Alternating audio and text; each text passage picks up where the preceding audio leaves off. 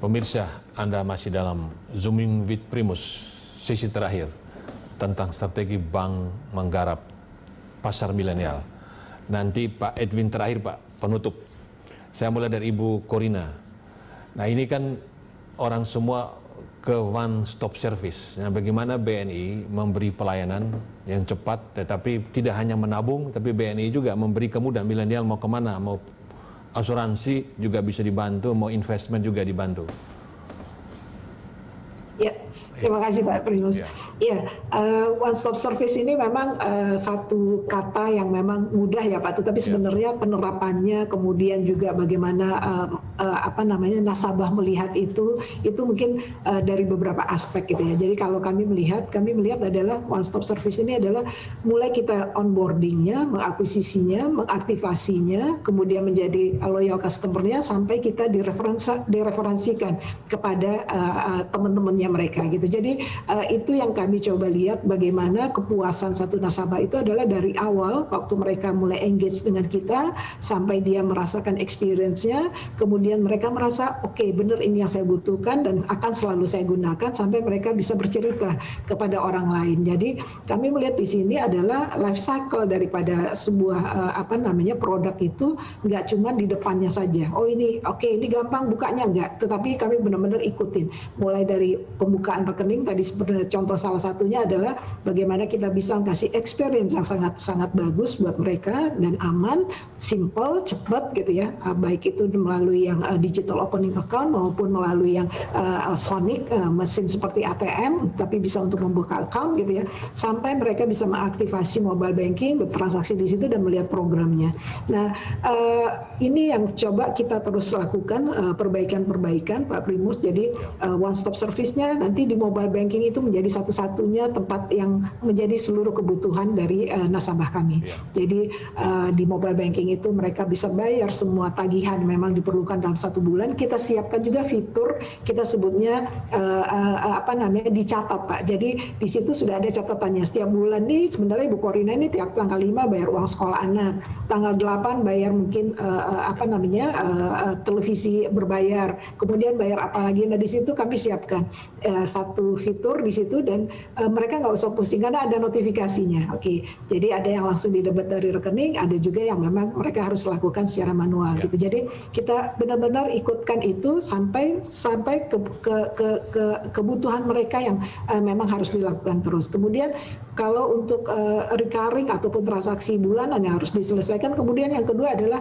kebutuhan lainnya tadi apa? Mungkin tadi sudah disampaikan Pak Edwin, 40% itu adalah untuk mungkin untuk biaya hidup, kemudian ada cicilan, kemudian juga ada tabungan, kemudian juga ada investasi. Investasi kita juga siapkan di mobile bankingnya Pak. Jadi mereka mau beli saham, mereka mau melakukan portfolio di action di sana, kemudian juga ada beberapa mungkin sebagian mau di deposito juga bisa langsung dibuka sendiri di mobile bankingnya untuk buka deposito. Jadi itu yang kita siapkan Pak dan itu sudah ada. Jadi kita benar-benar mencoba menjadi satu fokus saja di nasabah kita itu adalah di mobile banking. Jadi di situ semua mereka bisa lakukan semua transaksi yang mereka butuhkan. Apalagi BNI juga punya BNI Sekuritas dan BNI Life ya. Jadi bisa one stop service. Iya Pak, benar Pak. Kami kerjasama Pak dengan semua anak perusahaan kami. Nah itu dalam mobile banking itu ketika ada yang meminjam itu bisa tanda tangan elektronik kan Pak? Bu ya? Iya benar Pak. Ya kita juga sudah ada itu Pak tapi baru untuk kredit card Pak. Kita sudah ada digital signature untuk apply kartu kredit BNI. Nah pertanyaan terakhir kepada Ibu, apa yang Ibu janjikan kepada para nasabah milenial Ibu akan diberikan kepada nasabah milenial selain yang sudah dilakukan? Sebenarnya kalau kami ini Pak berkomitmen memberikan solusi terbaik untuk para milenial ini. Kami tahu kebutuhan yang mereka butuhkan. Kita juga berinovasi. Kami juga berubah untuk menjadi services yang lebih cepat, yang lebih handal. Dan tadi juga disebutkan bagaimana kami memprotek security data nasabah, hal-hal yang memang menjadi concern nasabah kami itu menjadi fokus kami Pak. Jadi artinya kita bisa membuat nasabah ini benar-benar nyaman dalam hal tidak hanya bertransaksi tetapi benar-benar menjadi nasabah kita dalam arti sesungguhnya. Jadi untuk nasabah milenial rasanya BNI sudah semakin dekat dengan mereka. Kami juga sudah berubah banyak cara kami berkomunikasi. Kita juga sudah sekarang kalau kita pakai hashtag itu atau tagar itu nggak pakai nanti rumah geria gue segala macam, itu udah benar-benar milenial Pak yang kami sampaikan ke mereka. Dan kita juga sangat dekat dengan milenial dengan cara kita berkomunikasi di media-media online. Baik Bu, terima kasih Bu. Mas Bima, ini apa yang paling penting diperhatikan oleh perbankan terhadap milenial ini Pak? Satu hal ya, milenial itu jumlahnya memang besar. Tapi untuk sekarang antara investasi untuk melayani milenial, khususnya investasi di bidang IT teknologi, pelayanan, dibandingkan nilai transaksi, itu memang belum sebanding. Tapi bank jangan berkecil hati dulu. Karena banyak bank yang pusing melihat milenial ini transaksi kencang ya, tapi sekali transaksi 10.000, 15.000, 100.000. Tapi ini akan menjadi future customer yang akan loyal ketika dia sudah satu bank sampai dia tua, bahkan pengelolaan wealth management di masa yang akan datang, ketika uangnya sudah miliaran atau triliunan bahkan, itu akan dia loyal pada satu bank. Itu yang perlu dijaga dari sekarang. Jadi jangan anggap remeh milenial, apalagi Gen Z, sedini mungkin berinvestasi untuk approach nasabah ini, maka hasilnya mungkin kalau dalam jangka pendek belum, tapi dalam jangka panjang ini jadi hasil yang penting ya. Kemudian yang kedua, sebenarnya bank juga perlu tadi menggandeng banyak sekali pemain-pemain digital baru. Kalau bekerja sama ya hanya pilih yang punya kredibilitas, yang tentu bisa membaca data-data milenial, pola perilakunya itu dengan cukup baik, sehingga bisa menghasilkan profitabilitas juga bagi perbankan. Jangan sampai salah beli startup, intinya seperti itu. Dan yang terakhir sekali, saya kira yang paling penting ya, ini di tengah penurunan kredit sekarang, memang milenial yang mulai masuk ke pasar investasi keuangan, ini bisa jadi sumber fee-based income paling menarik bagi jasa keuangan, khususnya perbankan. Jadi jangan kalah cepat dengan pemain-pemain lain di luar dari bank. Itu aja. Tapi saya yakin Pak Primus, untuk penutup memang balik lagi ya, milenial tetap akan butuh bank. Ya cuman benar kata Bill Gates ya, mungkin banknya akan berubah tapi bankingnya akan tetap dibutuhkan. Itu aja. Terima kasih Pak. Terima kasih Mas Bima. Pak Edwin, bagaimana perbankan, saran atau aran kepada perbankan agar mereka betul-betul bisa menggarap grab milenial ini, dan seperti kata Mas Bima tadi, mereka akan terus menjadi nasabah loyal dari bank itu? Ya,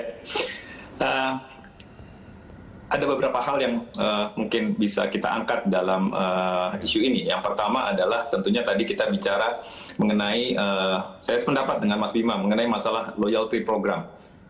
So that's why kenapa kita bersama dengan industri sudah membuat satu inisiasi sejak usia dini. Kita punya tabungan dari yang tabungan simpanan pelajar mulai PAUD sampai dengan SMA. Kemudian tadi saya cerita, after 18 sampai 30 kita punya program simpanan mahasiswa dan pemuda yang sudah menawarkan investasi. Nah, saya sepakat sekali bahwa pembentukan karakter atau kebiasaan menabung sejak dini itulah yang akan menjadi modal utama, yang akan menjadi proses yang akan embedded kepada setiap individu, termasuk generasi Z saat ini yang memang dan milenial yang sangat besar potensi dan jumlahnya. Ini akan menjadi long term investment yang luar biasa kepada perbankan kalau memang bisa di-maintain sejak awal, sejak usia dini. Jadi memang budaya menabung sejak inilah yang ini kita dorong. Saat ini kami dengan OJK dengan menggandeng teman-teman industri, juga Kementerian Lembaga Terkait untuk menciptakan tadi karakter budaya menabung sejak dini, sehingga perencanaan keuangan bagi generasi milenial ataupun Z ini akan lebih baik lagi ke depannya. Itu yang pertama. Jadi program edukasi, sosialisasi kami harapkan betul terus kepada teman-teman industri perbankan, melakukan kunjungan ke sekolah, misalkan so simple seperti itu, bank goes to school. Saya ingat waktu saya SD banyak bank datang, saya terus membuka dengan buku tabungan yang masih coklat, sampai sekarang saya makan ikan.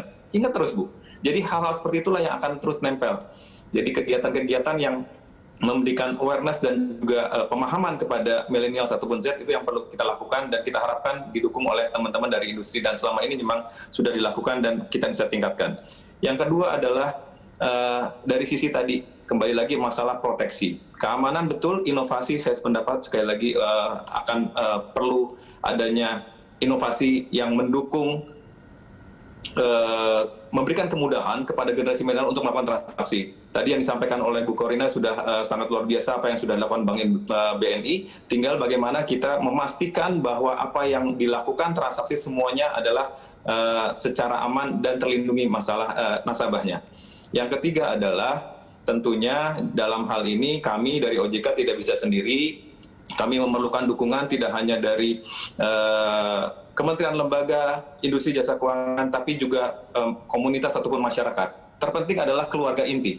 Keluarga inti yang bisa memberikan pemahaman kepada anak-anaknya mengenai pentingnya budaya menabung ataupun investasi. Sehingga Pak Primus, Bu Korina, dan Mas Bima, kita harapkan nanti di menghadapi era bonus demografi 2030-2050 nanti, 2045, itu generasi Z dan juga milenial menjadi backbone tulang punggung yang akan mendorong pertumbuhan ekonomi dan bukan menjadi malah membawa beban ekonomi. Nah, oleh karena itu kita harus bersama-sama bergerak. Mulai hari ini kita lakukan sinergisitas, partnership aliansi yang luar biasa dengan seluruh komponen tadi yang saya sebutkan, sehingga kita bisa membuat ekosistem yang kondusif. Ekosistem yang kondusif bagi teman-teman milenial sehingga mereka merasa menjadi suatu keharusan bagi mereka untuk memberikan yang terbaik kepada negara ini. Ya, baik Pak, terima kasih Pak. Pemirsa, kita sudah mendengar pemaparan dari 3 narasumber kita bahwa milenial dan generasi Z sudah mendominasi nasabah perbankan. Dari Ibu Korina, BNI itu milenial sudah 38%, sementara generasi Z 19%, jadi total sekitar 57%, berarti sudah lebih dari 50% nasabah BNI didominasi oleh generasi milenial dan Z, yaitu yang di usia di bawah 24 tahun ya. Kemudian generasi Z ini lebih advance dari rata-rata nasabah. Mereka itu sudah lebih terliterasi dan inklusi mereka itu lebih maju dari rata-rata nasabah. Nah, mereka ini menjadi nasabah masa depan. Nah, tidak salah kalau perbankan benar-benar memberikan perhatian besar kepada kaum milenial ini, karena mereka lah nanti ke depan akan menjadi nasabah bukan hanya penyimpan tapi juga menjadi debitor. Kemudian yang harus diperhatikan oleh para bank adalah bagaimana bank itu bersinergi dengan platform yang lainnya, yaitu fintech yang non-bank. Jadi seperti dikatakan Ibu Korina tadi bahwa banking tidak bersaing tetapi berkolaborasi dengan fintech sehingga sama-sama menggarap pasar milenial ini. Dan perbankan memperhatikan keamanan data agar milenial ini merasa nyaman, karena yang sangat diperhatikan oleh milenial adalah pengalaman mereka. Pengalaman kenyamanan mereka. Once mereka merasa tidak nyaman, mereka bisa pindah ke lain hati. Terima kasih kepada Pak Edwin Nurhadi. Terima kasih Pak Edwin. Terima kasih. Sama-sama Pak Primus. Ibu Korina, terima kasih Ibu Korina. Terima kasih Pak Primus. Terima kasih Mas Bima. Terima kasih. Ya, sama-sama Pak. Pemirsa, demikianlah Zooming with Primus dengan topik strategi bank garap pasar milenial. Terima kasih atas kebersamaan Anda. Sampai jumpa di Zooming with Primus berikutnya.